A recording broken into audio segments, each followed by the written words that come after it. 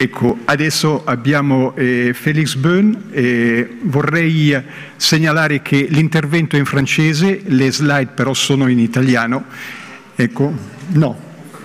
Ah, in francese, ecco, allora correggo, quindi, ma semmai se ci sono, io penso che da quello che potete vedere capirete esattamente cos'è la sua posizione. Lui è ergoterapista, poi architetto, e mi dice che ha fatto anche degli studi in gerontologia, quindi è molto attivo nell'ambito della gerontologia e quindi lascio direttamente a lui la parola. Alors bonjour mesdames et messieurs, je suis très désolé que je ne parle pas l'italien, je pourrais encore vous parler en allemand, mais je m'imagine que c'est encore plus difficile pour vous alors. Mais vous allez voir beaucoup de photos, alors j'espère que même si vous ne parlez pas aussi bien le français, vous allez bien comprendre ce que je veux vous montrer. Alors le sujet, comme vous voyez, c'est la question de l'adaptation du logement, alors chez soi, ou disons les institutions pour les personnes atteintes d'une démence. Ce qui est important pour moi, c'est que normalement, même après ce film, c'est maintenant un peu différent, mais normalement, les personnes atteintes d'une démence sont quand même très souvent des personnes, ou la plupart des cas, des personnes âgées. Alors ça, il ne faut pas oublier. Et ce que je veux dire avec ça, c'est ce que je vois quand on fait des adaptations ou disons des institutions spéciales pour des personnes atteintes de démence. Des fois, on oublie que ce sont aussi des personnes âgées. Oui, j'essaie, pardon. Alors, on m'a demandé de parler plus lentement, pardon. Mais vous voyez, pour moi, c'est la même chose si vous parlez l'italien. OK. Alors, ce que je voulais dire, c'est qu'il ne faut pas oublier, très souvent, on voit que si on a des concepts pour les institutions pour personnes atteintes d'une démence, qu'on oublie un peu que ce sont aussi des personnes âgées normales, si vous voulez, alors qu'ils ont les mêmes restrictions que les autres personnes âgées. Alors, comme vous voyez, il y a des problèmes de vue, de l'ouïe, peut-être de l'équilibre, des choses pareilles. Alors qu'il ne faut pas oublier ça. Évidemment, il peut aussi y avoir des séquelles d'accidents, comme des fractures du fémur. Alors, il ne faut jamais oublier que ces personnes atteintes d'une démence peuvent aussi avoir encore d'autres problèmes. Et ça, je veux vous dire, alors ça c'est une chose qu'il ne faut jamais oublier si on fait une planification pour à la maison ou dans des institutions. Et ça, oui, vous rigolez, mais ça c'est vraiment, je veux dire, ça c'est pas une institution pour une personne atteinte d'une démence, mais ça c'est un appartement spécial pour des personnes âgées que j'ai vu à Saint-Gall. Alors on voit même, et c'est justement ce que je veux vous dire, c'est que très souvent on oublie vraiment qu'il y a de grands dangers évidemment, et que l'architecture, et c'est ce que je veux vous dire aujourd'hui, c'est que l'architecture est très très important pour le bien-être et pour la sécurité des personnes âgées et surtout des personnes atteintes d'une démence. Alors évidemment, oui, il y a plein de dangers, vous pouvez vous imaginer là. Quoi. Alors, et je vais encore aussi vous montrer des exemples, alors des problèmes de seuil, des problèmes de marche, évidemment, l'éclairage et les reflets, toutes des choses qui peuvent être un problème pour des personnes atteintes d'une démence aussi. Alors, qu'est-ce qui est le but d'une adaptation ou à la maison ou dans une institution où on a de plus en plus de personnes atteintes d'une démence? Évidemment, d'abord, c'est supprimer les sources de danger, alors tout ce qui peut être dangereux pour la personne, faciliter l'orientation pour la personne, parce que là aussi, on peut faire grand-chose, optimiser l'indépendance, évidemment, ça c'est toujours très très important dans tous les cas, et dans ce contexte, évidemment aussi, surtout à la maison, on en parle toujours, les proches, c'est très très difficile, le travail pour les proches. Alors si on peut aussi décharger les proches soignants ou alors le personnel dans les institutions, ça pourrait aider grand-chose. Mais alors, un peu comme je suis ergothérapeute, évidemment, c'est important de dire aussi, il faut toujours faire le moins possible et quand même autant que nécessaire, évidemment, pour ces personnes. Je pense que vous savez très très bien aussi que surtout dans le contexte des personnes atteintes d'une démence, c'est toujours une chose très individuelle. Alors on ne peut pas dire, on peut toujours faire ça dans tel et tel cas, mais alors il faut vraiment faire des essais, il faut essayer, est-ce que ça marche, est-ce que ça améliore la situation ou non. Alors ça c'est une chose importante, il n'y a pas vraiment une solution qui va toujours. Vous allez encore voir, je vais encore vous montrer. Alors, il faut d'abord une sorte d'analyse. Quel est le problème, les problèmes dans la vie de tous les jours? Par exemple, alors si quelqu'un n'arrive pas ou veut pas descendre un escalier comme ici, alors la question c'est peut-être c'est parce qu'il n'y a pas de main courante, alors on ne peut pas se tenir, alors c'est pour ça qu'une personne n'arrive pas à le faire, ou alors peut-être elle a de l'angoisse, elle a peur qu'elle pourrait tomber, ou elle ne comprend pas ce qui se passe là sur cet escalier. Alors il faut toujours être sûr ou essayer de voir où est le problème et pas penser, parce que très très souvent le problème c'est pas l'angoisse peut-être, mais c'est vraiment qu'il n'y a rien à se tenir. Alors les personnes n'arrivent pas à franchir ces escaliers à cause d'une situation qu'on pourrait améliorer très très facilement. Alors il faut chercher des solutions créatives, évidemment. Je veux maintenant aller un peu dans le contexte de la lumière, surtout parce que peut-être c'est quelque chose qu'on ne discute pas assez. Vous allez encore voir que ça a une importance spéciale pour les démons, mais aussi vraiment pour vous montrer où ça va. Alors, je pense que c'est clair que l'éclairage a une grande importance pour la sécurité, pour l'indépendance des personnes, de toutes les personnes âgées évidemment. Vous voyez là, seulement si vous voulez, ça marche, je pense que ça ne va pas. Alors je peux vous montrer. Alors moi j'ai maintenant 50 ans, alors vous voyez ici que maintenant j'ai déjà 60% de plus de besoin de lumière pour les mêmes tâches, disons pour lire, que j'avais à l'âge de 20 ans. Et ça c'est vraiment pour les personnes normales si vous voulez, hein, c'est pas pour les personnes malvoyantes. Alors la lumière est très importante, il faut plus de lumière, mais vous allez aussi voir que plus de lumière, ça crée aussi des problèmes. La lumière, c'est aussi important pour l'ambiance, pour le bien-être, aussi pour le rythme veille et sommeil. Alors ça, c'est très très important, évidemment, pour les personnes atteintes d'une démence qui ont souvent des problèmes avec ce rythme. Et comme j'ai déjà dit, alors le besoin de lumière augmente avec l'âge. Il y a une étude qu'on a faite à Genève qui a montré que 54% des habitants des EMS, alors des zones, sont des malvoyants. Alors vous voyez, je ne sais pas si vous vous rendez compte, alors très souvent, si vous travaillez dans une institution, disons la moitié des personnes qui habitent dans votre institution sont des malvoyants. Alors, qu'est-ce qu'il faut faire dans le contexte de la lumière ? Alors la qualité, il a une plus grande qualité requise à l'aménagement des couleurs et de la lumière.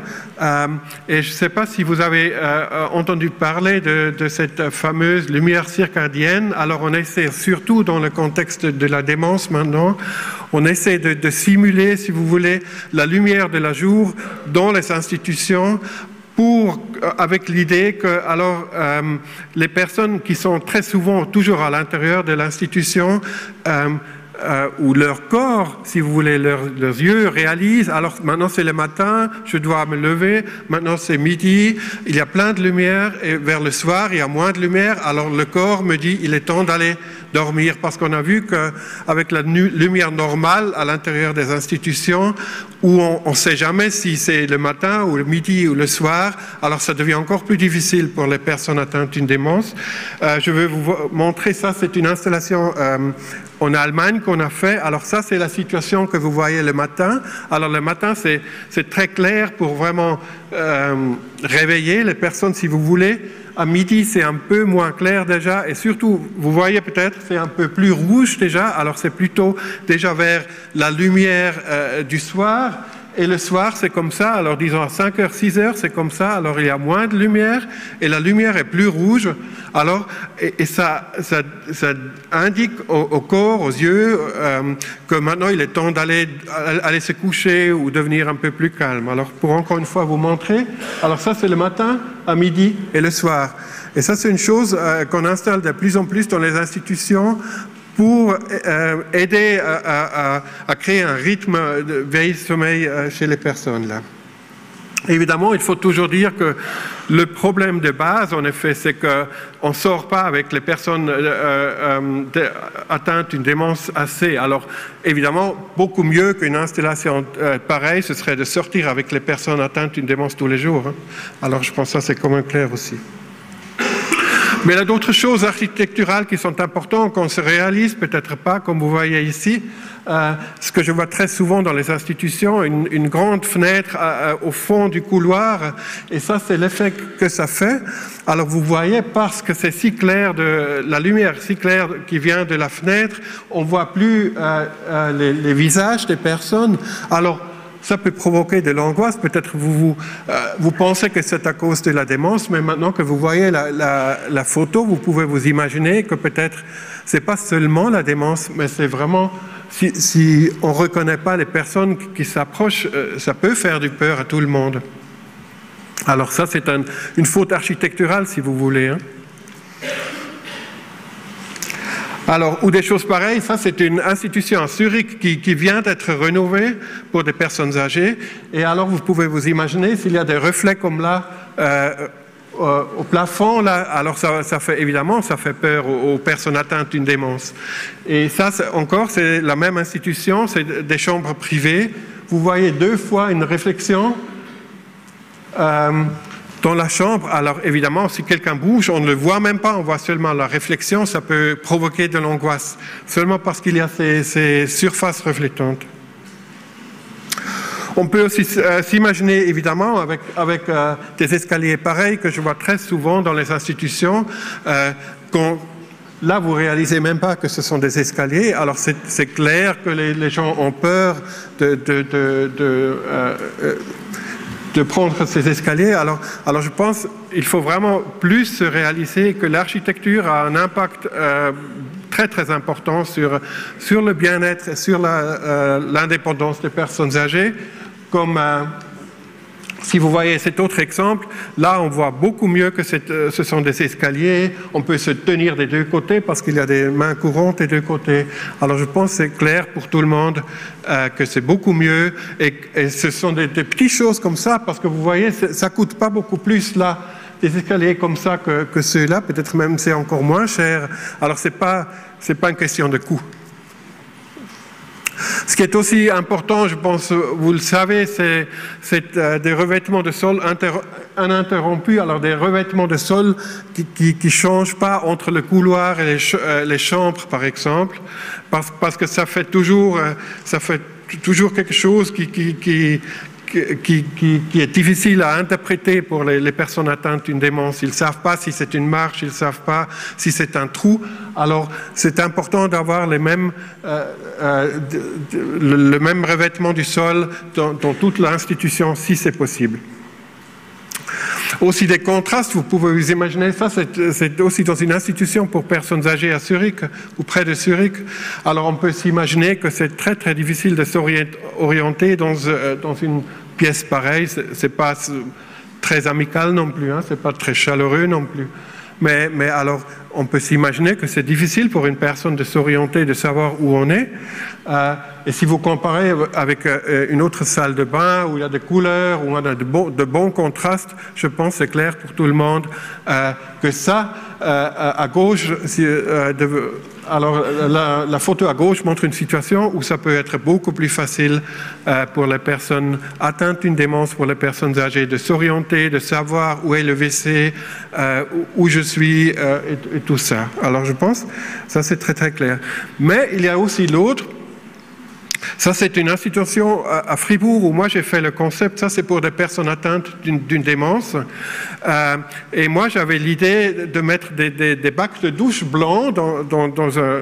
Et vous voyez, le sol est gris parce que je me suis dit, alors les personnes, ils se rappellent peut-être encore que toujours là où il y a l'eau, où on prend une douche, où on se soigne, c'est blanc, hein, c'est la toilette, la baignoire et la douche sont toujours blancs.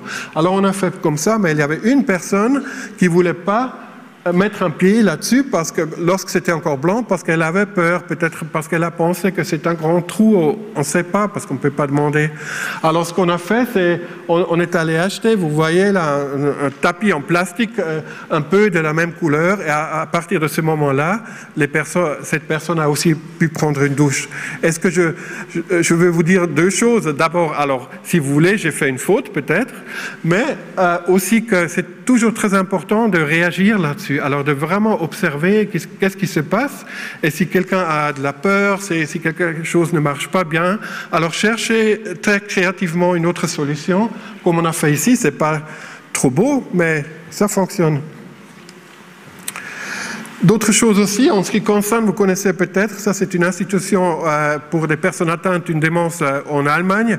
Et vous voyez, il y a deux portes, on voit mais presque pas la deuxième porte, parce que justement, les portes rouges, là derrière, il y a toujours les WC, et les portes qui ne sont pas pour les résidents, mais seulement pour le personnel, on essaie de cacher dans le mur, alors que ça ne fait pas l'impression d'être une porte.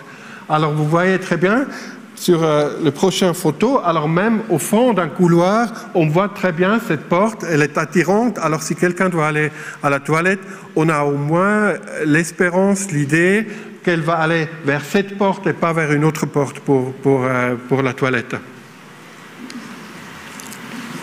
Si je reviens, je vais toujours un peu, vous voyez, je vous montre certains exemples qui sont spécifiques pour vivre à la maison, d'autres spécifiques pour les institutions, mais il y a aussi des choses qu'on peut faire des deux côtés. Si vous voulez, ça c'est plutôt pour chez soi. Alors si on a des problèmes, si on soigne quelqu'un atteint d'une démence à la maison, et cette personne veut toujours partir de l'appartement, parfois c'est possible de mettre tout simplement un rideau devant la porte, parce que comme ça aussi la porte est cachée, elle n'est plus si devant les yeux. Alors on fait comme ça, vous voyez. Alors on peut fermer non seulement la porte, mais aussi le rideau. Oups, pardon. Et comme ça, ça n'a plus l'air d'être une porte, et ça peut déjà aider à que quelqu'un cherche plus toujours de sortir. Seulement vite, on peut aussi parler, il y a beaucoup de choses aussi dans le contexte des moyens auxiliaires. Là aussi, c'est plutôt pour chez soi, pour à la maison. Vous voyez, par exemple, là, c'est un dispositif pour raccourcir la baignoire. Alors, s'il y a quelqu'un qui veut prendre un bain, mais qui est peut-être plutôt petit et qui a peur d'aller sous l'eau, s'il se met dans le baignoire, alors là, on peut raccourcir la longueur de la baignoire, et ça peut donner un peu plus de sécurité pour la personne dans la baignoire. On peut évidemment toujours aller plus loin, ou à la maison ou dans les institutions. Alors là où on a une baignoire comme vous voyez ici, et ça ne va plus que cette personne âgée ou atteinte d'une démence arrive encore à monter dans la baignoire, il y a toujours la possibilité de faire une transformation de la salle. Comme vous voyez ici, ça c'est la situation avant et après. Alors là, on a installé une grande touche où c'est vraiment très facile d'aider à quelqu'un à prendre une douche, où cette personne peut prendre elle-même une douche encore, parce qu'il n'y a plus cette grande... alors, il ne faut plus monter dans la baignoire, si vous voulez. Ça aussi, je ne sais pas si vous connaissez, mais ça peut vous aider à la maison ou alors dans les institutions aussi. C'est un rideau de peut-être 80 cm de hauteur, et ça fait que alors vous ou les soignants ou les proches peuvent aider de l'extérieur à soigner quelqu'un qui prend une douche sans devenir tout mou aussi. Alors ça peut vraiment être très utile aussi. Ça aussi plutôt disons, si on soigne quelqu'un chez soi, alors il y a toujours ces questions avec les serrures, comme évidemment le WC. Alors si quelqu'un va au WC et ferme la porte, on n'arrive plus à l'ouvrir de l'extérieur, ça peut donner beaucoup de problèmes, parce que justement avec une personne atteinte d'une démence, on ne peut pas lui dire ce qu'elle doit faire ou lui expliquer. Alors et là, ça encore peut provoquer de l'angoisse. Alors c'est une situation à éviter en tout cas. Alors ce qu'on peut faire, comme on connaît des restaurants ou des hôtels, c'est installer une serrure comme ça qu'on peut ouvrir avec une pièce de monnaie, avec une pièce de 2 francs par exemple. On peut toujours ouvrir de l'extérieur, ce qui veut dire que la personne atteinte d'une démence, si elle veut fermer la porte ou si une autre personne veut fermer la porte, c'est toujours possible, mais c'est aussi toujours possible d'ouvrir la porte de l'extérieur. Et dans ce contexte, alors ce serait important, si c'est possible, que la porte s'ouvre vers l'extérieur, évidemment, parce que si cette personne tombe et juste derrière la porte et la porte s'ouvre vers l'intérieur, ça peut devenir très très difficile d'arriver chez la personne. D'autres exemples, comme sécuriser l'escalier la nuit, ça c'est tout simplement une petite porte qu'on peut ouvrir comme ça, et vous voyez, ça c'est la main courante qui aide après à descendre aussi. Alors ça c'est une installation qu'on peut faire soi-même, c'est tout simple, mais alors ça peut vous rassurer qu'au moins la nuit, cette personne ou ces personnes qui habitent là descendent pas l'escalier et font n'importe quoi que vous désirez qu'elle ne fait pas. Aussi dans la cuisine, évidemment, c'est toujours un grand problème parce que vous voyez très souvent, les personnes atteintes d'une démence peut-être commencent à bricoler un peu, elles commencent à tourner ici, et on ne sait pas, on a peur que quelque chose pourrait se passer pendant qu'on n'est pas là, pendant qu'on est à la toilette, ou peut-être la nuit que la personne se lève et on ne pourrait alors plus dormir tout calme. Maintenant, ce qu'on peut faire, oui, c'est ça. Alors, on peut plutôt simplement installer, vous voyez là, un interrupteur général qui fait que, alors, si vous le tournez, il n'y a plus de courant sur la machine, sur tout ce qui est dans la cuisine, si vous voulez. Et comme ça, alors c'est plus grave si la personne atteinte d'une démence tourne toujours là. Parce que rien ne va se passer si on ne tourne pas ici et là-haut aussi. Alors, et ça c'est trop difficile normalement à comprendre pour une personne atteinte d'une démence. Alors vous avez la sécurité, aussi la nuit, aussi quand vous sortez pour quelques minutes, que rien ne se passe. Alors ça c'est quelque chose qui est plutôt facile qu'un électricien peut vous faire aussi à la maison.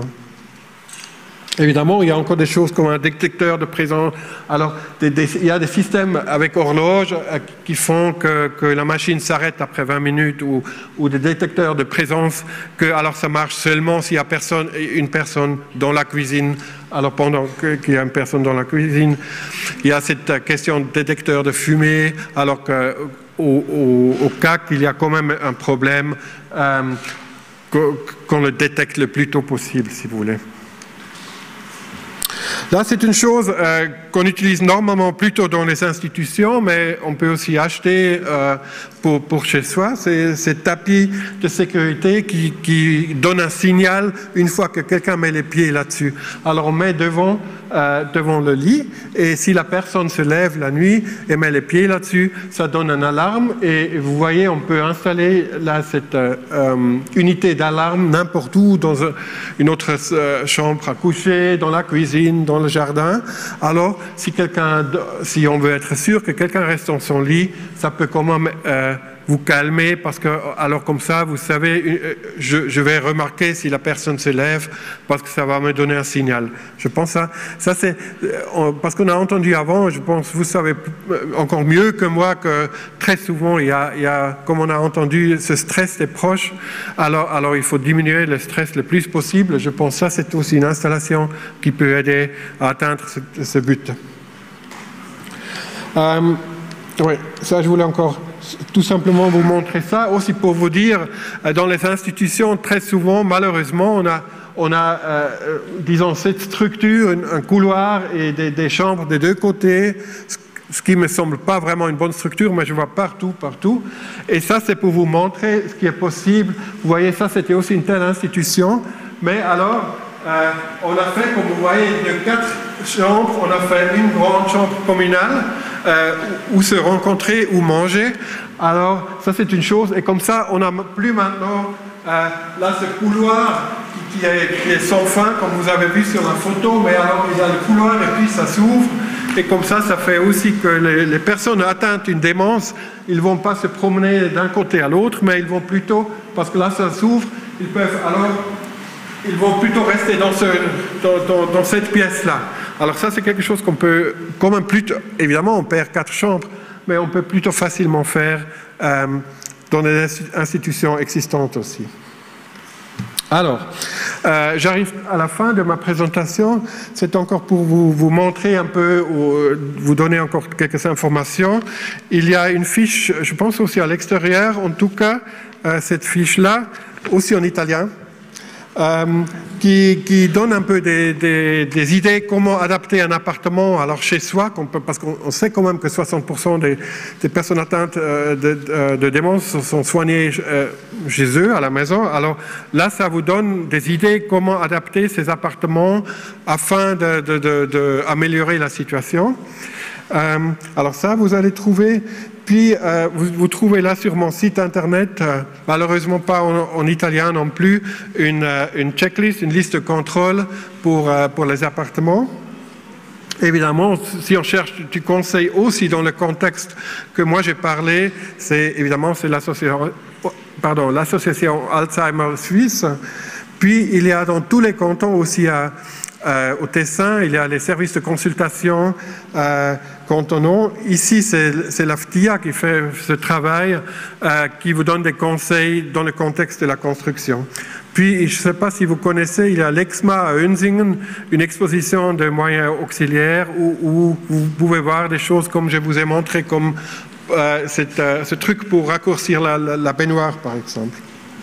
Alors, merci beaucoup pour votre attention. J'espère que vous avez quand même un peu compris ce que je voulais vous montrer. Merci.